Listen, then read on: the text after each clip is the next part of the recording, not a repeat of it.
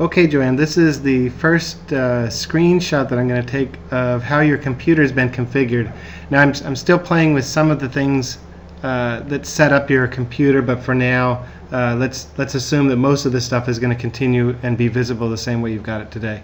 So right now, as you can see, with your computer, I have set up the toolbar, which is down here on the lower left, with Windows Explorer, which if you pop that open, it allows you to see your libraries, music, pictures. This is again the interface for Windows 7, similar to Vista, a little bit different than XP.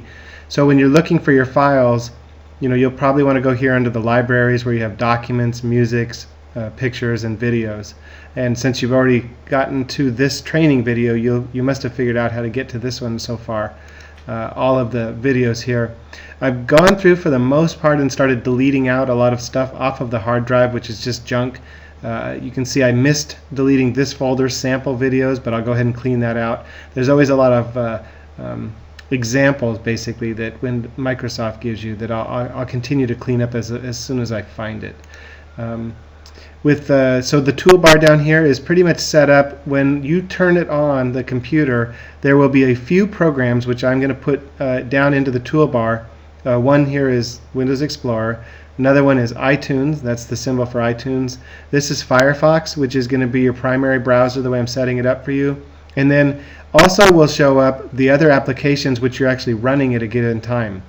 So this toolbar on the left-hand side is either programs which they call it now pinning it to the toolbar, or other applications you're running. Let's just stick with that for now. If you want to remove Firefox, for instance, you can right click on it and unpin the program from the taskbar. Sorry, this is the taskbar, not the toolbar, I guess. So you can unpin it, and then when you boot up your computer, it won't be there anymore. If you want to pin something to your taskbar, the way you can do that is, let's say Skype. You can drag Skype over here and put it on your desktop. Then you can put it down here and you can see where I gave you the option to pin it. So now when you boot up Skype, whenever you boot up your computer, Skype will always show up down here in the lower left. So it's kind of a nice function for that.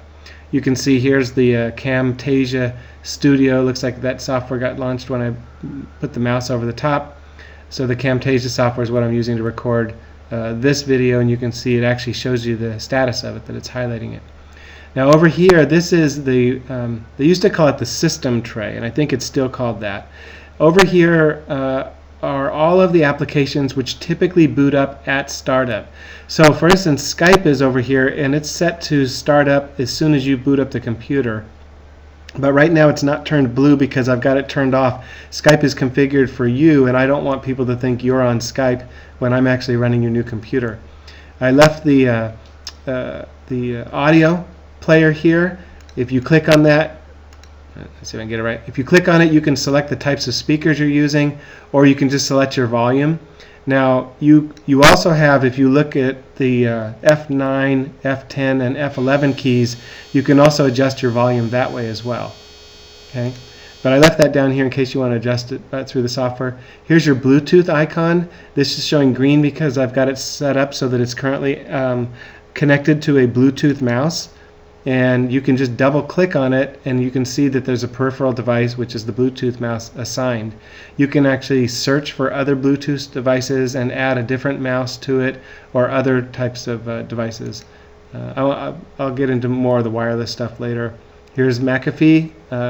Here's the Windows Updater, which it looks like it's going to keep track of and tell you when you have updates through Windows you can install. This one here is probably an HP thing. This little flag here, let me see. It says Action Center. Looks like it's a Windows-based Action Center, so it might tell you, hey, maybe you should create a recovery or something like that. I'm going to leave it for now and not adjust it. This is your power meter, and I'll go into that one on a separate training video because I want to make sure you understand how to set the power. This is your two-wire internet access. So this is going to show you the strength of your wireless connection, which you're going to pay attention to. In this particular case, though, I've got it connected to my current wireless device is called a two-wire device. Yours is actually going to be a Netgear device. And then here's your speakers. let's see, so since you have this one here, I will go ahead and remove the Realtek Audio Manager. In a lot of these you can just go into it and open them up, and then you play with the configurations, and you can say, you can tell it I don't want to have it in my toolbar all the time. I'll go ahead and clean that out at some point. So that's a quick overview of what you've got set up on your desktop when you boot up. I will go through in a little bit later on another number of other more specific details. Okay.